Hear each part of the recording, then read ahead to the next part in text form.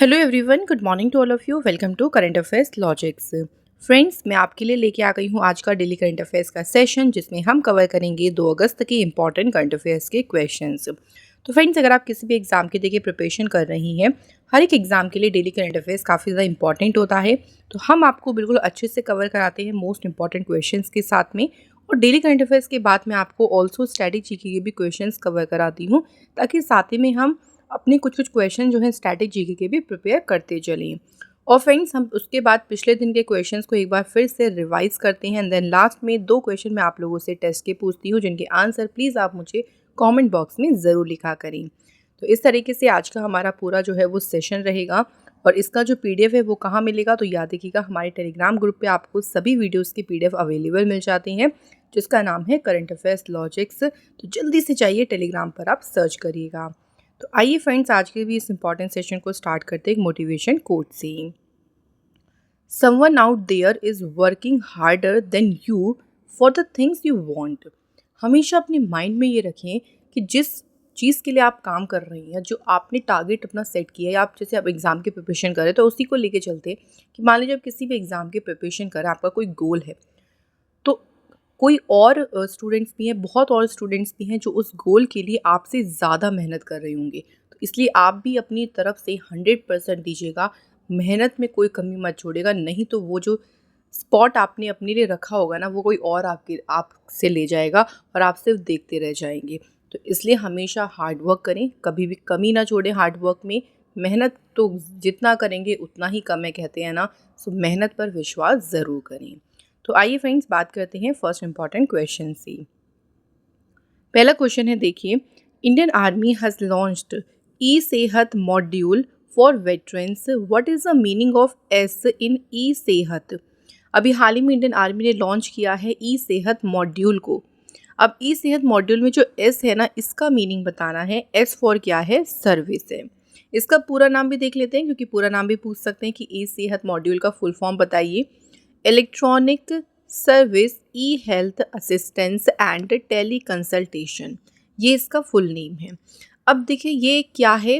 अगर इसकी मॉड्यूल की बात करती हैं, तो इसमें जितने भी देखिए ex serviceman contributory health scheme से रिलेटेड जो उनके बेनिफिशरीज़ हैं, जो लाभार्थी हैं, वो ऑनलाइन टेली कंसल्टेशन ले सकते हैं मेडिकल ट्रीटमेंट के लिए अपने घर से ही। मतलब उनको क्लिनिक से आने की ज़रूरत नहीं होगी, वो अपने घर से ही किसी भी मेडिकल ट्रीटमेंट के बारे में ऑनलाइन जो है वो कंसल्टेशन ले सकते हैं, परामर्श ले सकते हैं। इसी मॉड्यूल को कहा गया है ई सेहत मॉड्यूल। और किसने लॉन्च किया है इसे? इंडियन आर्मी ने। तो इंडियन आर्मी की बात कर लेते हैं। इंडियन आर्मी की स्थापना हुई थी 1 अप्रैल 1895 को। हेडक्वार्टर है न्यू दिल्ली में। आर्मी स्टाफ के चीफ हैं लेफ्टिनेंट जनरल उपेंद्र द्विवेदी, और आर्मी स्टाफ के वाइस चीफ हैं लेफ्टिनेंट जनरल NS राजा सुब्रमणी। अगला क्वेश्चन देखिए, who has launched national apprenticeship and training scheme, short में है इसको बोला है नेट्स 2.0 पोर्टल इन न्यू दिल्ली। नेट्स 2.0 पोर्टल को किसने लॉन्च किया है? नई दिल्ली में। तो इस पोर्टल का पूरा नाम भी याद रखेंगे, राष्ट्रीय प्रशिक्षुता और प्रशिक्षण योजना। इसे लॉन्च किया है धर्मेंद्र प्रधान। धर्मेंद्र प्रधान करंट में जो है हमारे एजुकेशन मिनिस्टर हैं, जिन्होंने इस पोर्टल को लॉन्च किया। अब इस पोर्टल की भी बात करेंगे, क्या है ये पोर्टल, क्या उद्देश्य है इस पोर्टल का। तो इस पोर्टल का मेन उद्देश्य है to facilitate a large number of beneficiaries to register and apply for apprenticeship while allowing establishment and industries to manage vacancy and contract efficiency। तो इस पोर्टल का मेन उद्देश्य है कि बड़ी संख्या में जो लाभार्थी हैं उनको पंजीकरण कराने और प्रशिक्षुता के लिए आवेदन करने में उनको सुविधा प्रदान करना। साथ ही जितनी भी जो इंडस्ट्रीज़ हो गई जहाँ पे वैकेंसीज़ हैं, है ना, और जो उद्योगों को रिक्तियाँ और अनुबंधों हैं उनका कुशलतापूर्वक प्रबंधन करने की अनुमति देना, कि भाई जितनी उनके पास वैकेंसीज़ है वो उस तरीके से मैनेज कर सके। अब जब इस पोर्टल पे आप देखिए रजिस्टर कर लेंगे, तो उनको भी इजी होगा अपनी वैकेंसी को फुलफिल करने में, है ना। वो यहाँ से स्टूडेंट्स को ईजिली देख सकते हैं, उनका जो है पूरा उनका CVs देख सकते हैं ना, कि कौन सा किसको किस तरह के स्टूडेंट्स चाहिए, किस तरीके के वर्कर्स चाहिए, मतलब जो भी इंडस्ट्रीज़ को चाहिए वो ईज़िली वहाँ से मैनेज कर सकती हैं। तो इसलिए इस पोर्टल को लॉन्च किया गया है। और किसने किया है? एजुकेशन मिनिस्टर धर्मेंद्र प्रधान ने। अगला क्वेश्चन देखिए, which city of India will host 32 international conference of agricultural economist? Bharat का कौन सा शहर कृषि अर्थशास्त्रियों के 32वें अंतर्राष्ट्रीय सम्मेलन की मेजबानी करेगा? तो इसे होस्ट करेगा इंडिया का कौन सा शहर? न्यू दिल्ली। आज से ही जो है ये कॉन्फ्रेंस शुरू होगी और कब तक चलेगी? ये 7 अगस्त तक, 7 अगस्त तक ये कॉन्फ्रेंस होगी और इसे दिल्ली में जो है इस कॉन्फ्रेंस को कराया जाएगा। इस बार जो है 66 ईयर के बाद ये कॉन्फ्रेंस जो है भारत में फिर से हो रही है। इससे पहले भारत में ये 1958 में कॉन्फ्रेंस हुई थी। तो 66 वर्ष के बाद ये कॉन्फ्रेंस हो रही है भारत में। इस बार इसकी थीम है transformation towards sustainable agri food systems. और ये जो इंटरनेशनल कॉन्फ्रेंस है एग्रीकल्चर इकोनॉमिक्स के ऊपर, ये हर 3 साल में होती है। तो 3 साल में इसको कराया जाता है। इसके बाद नेक्स्ट क्वेश्चन है, इंडिया विल होल्ड तरंग शक्ति 2024 it's first multinational year exercise in 2 phases. तरंग शक्ति जो अभ्यास है ये 2 फेजेस में होगा अभ्यास। इसका पहला फेज कहाँ पर होगा ये पूछा गया है। तो तरंग शक्ति अभ्यास जो है इसका फर्स्ट फेज होगा कहाँ पे? तमिलनाडु में। और कौन सी कंट्री होस्ट करेगी? तो ये भी याद रखेंगे, इंडिया इस बार इस एक्सरसाइज को होस्ट करेगी। पहला फेज़ जो है ये 6 अगस्त से 14 अगस्त तक होगा सुलार तमिलनाडु में। फिर इसका जो दूसरा फेज़ है 29 अगस्त को शुरू होगा, 14 सितंबर तक चलेगा। और ये दूसरा फेज़ कहाँ पे होगा? जोधपुर राजस्थान में। दोनों लोकेशन इंपॉर्टेंट है, दोनों याद रखिएगा। This is the first multinational air exercise जिसको इंडियन एयरफोर्स होस्ट करेगा। तो भारतीय वायुसेना के द्वारा आयोजित ये पहला बहुराष्ट्रीय वायु अभ्यास है। तो बहुत सारी कंट्रीज जो हैं इसमें भाग लेने वाली हैं। अगला क्वेश्चन है, who has become the first women to be appointed as the director general of medical services in the year 2024? तो आर्मी में देखिए चिकित्सा सेवा महानिदेशक के रूप में नियुक्त होने वाली पहली महिला कौन बन गई है? राइट आंसर है साधना सक्सेना नायर।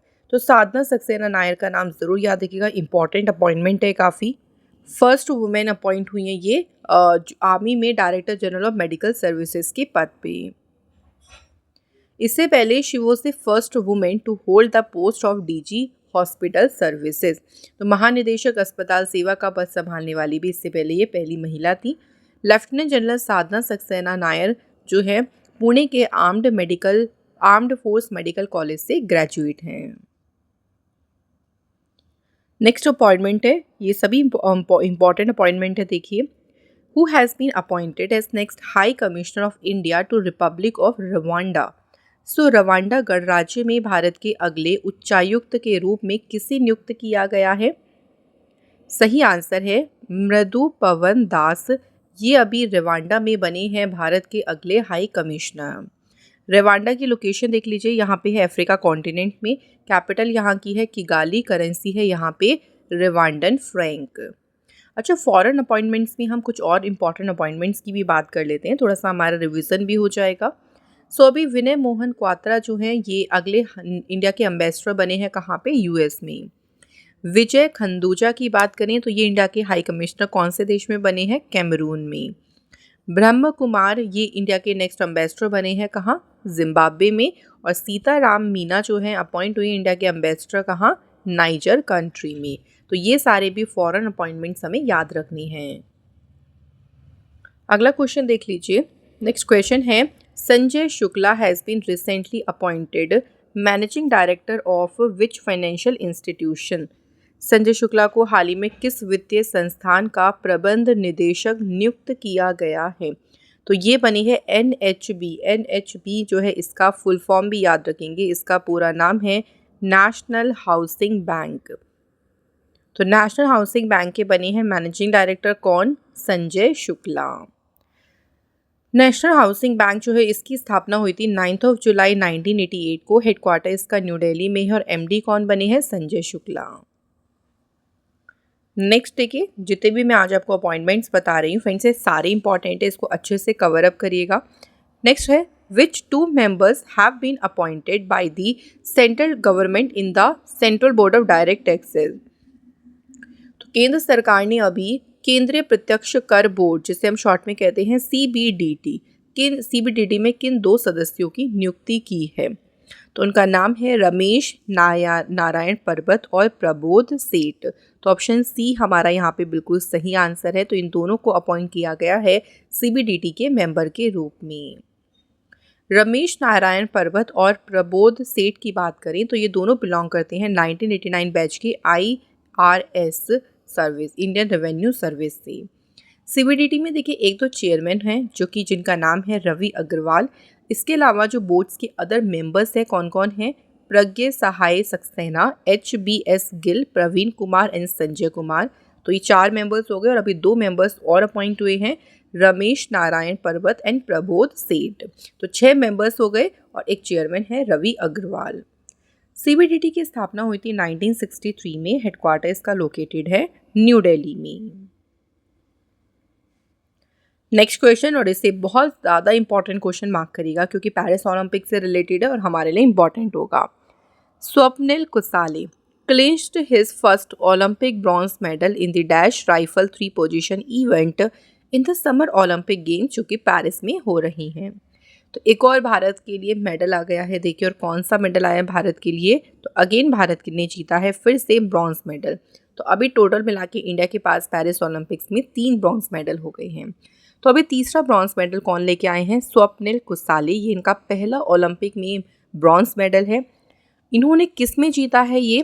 तो ये भी याद रखेंगे फ्रेंड्स, आप लोगों से इवेंट भी पूछ सकते हैं, कौन से कंपटीशन में जीता है। तो यहाँ पे आप याद रखिएगा 50 मीटर राइफल 3 पोजीशन इवेंट में जो है इन्होंने जीता है कौन सा मेडल? तो ये याद रखना है, इन्होंने जीता है ब्रॉन्ज मेडल। ठीक है, तो 2-3 तरह से घुमा फिरा के क्वेश्चन यहाँ से आप लोगों से बन सकते हैं। इसी जो कंपटीशन था ये 50 मीटर का राइफल 3 पोजीशन इवेंट का, इसमें गोल्ड मेडल जीता है चाइना के लियो यूकिन ने और सिल्वर मेडल जीता है यूक्रेन के सरही कुलिश। ये दोनों इतने इंपॉर्टेंट नहीं है आपके लिए, इंडिया वाले प्लेयर्स सारे इंपॉर्टेंट होंगे। सो ये जो ब्रॉन्ज मेडल है ये इंडिया का तीसरा मेडल है शूटिंग में ओलंपिक गेम्स में। इससे पहले सबसे पहला मेडल लेके आई थी मनु भाकर, वुमेंस के 10 मीटर एयर पिस्टल में इन्होंने ब्रॉन्ज मेडल जीता। उसके बाद मिक्स टीम इवेंट में भी ब्रॉन्ज मेडल आया भारत का, जो कि जीता मनु भाकर और सरबजोत सिंह ने। तो इस टाइम अभी करंट में भारत के पास कितने मेडल्स हैं? 3 ब्रॉन्ज मेडल्स हैं। अगला क्वेश्चन देखिए, क्वेश्चन है Seine river is situated in which country? Seine नदी जो है किस देश में स्थित है? अभी ये न्यूज़ में रही थी इसलिए इसके बारे में हम बात कर रहे हैं। तो पहले बात करें कौन सी कंट्री में लोकेटेड है, तो ये है फ्रांस देश में। अब इससे रिलेटेड क्या न्यूज़ हमें याद रखनी है, देखिए। सो ओलंपिक्स की जो मेंस की ट्रायथलॉन है ये पोस्टपोन हो गया है। क्यों? क्योंकि सीन रिवर में जो हाई लेवल ऑफ पोल्यूशन है उसकी वजह से ओलंपिक पुरुष ट्रायथलॉन जो है उसे स्थगित कर दिया, इसलिए इस रिवर का नाम आया है। इसलिए इसको याद रखिएगा कि सीन रिवर लोकेटेड कहाँ पे है? फ्रांस में। सीन रिवर जो है ये फ्रांस की दूसरी लॉन्गेस्ट रिवर है आफ्टर द लोयर। लोयर जो है वो सबसे बड़ी नदी है फ्रांस की, उसके बाद दूसरी सबसे बड़ी नदी कौन सी है? सीन रिवर है। अगला क्वेश्चन है, who has won the 2024 formula 1 Belgian grand prix? So formula race है बेल्जियन ग्रैंड प्री और किसने जीती है? तो ये रेस जीती है लुइस हैमिल्टन ने। ओके फ्रेंड्स, लुइस हैमिल्टन इसमें विनर रही। अब चलिए फ्रेंड्स, मैं आपको कुछ फॉर्मूला 1 रेसेस के विनर्स को रिवाइज करा देती हूँ क्योंकि काफ़ी सारी रेसेस हो गई हैं और सारी ही हमारे लिए इंपॉर्टेंट हैं। तो कुछ को हम आज रिवाइज करते हैं। बात करें हंगेरियन ग्रैंड प्री की, तो ये जीती है मैक्लोरेन के ऑस्कर पियास्त्री ने। ब्रिटिश ग्रैंड प्री जीती है मर्सिडीज़ के लुइस हैमिल्टन ने। ऑस्ट्रियन ग्रैंड प्री के विनर हैं मर्सिडीज़ के जॉर्ज रसेल। उसके बाद देखिए स्पेनिश और कैनेडियन ये दोनों जीती हैं रेड बुल के रेसर मैक्स वर्स्टपेन ने। नेक्स्ट मियामी ग्रैंड प्री, इसके विनर हैं मैक्लोरेन के Lando Norris. Chinese grand prix और जापानीज़ ग्रैंड प्री दोनों ही जीती हैं मैक्स वर्स्टपेन ने।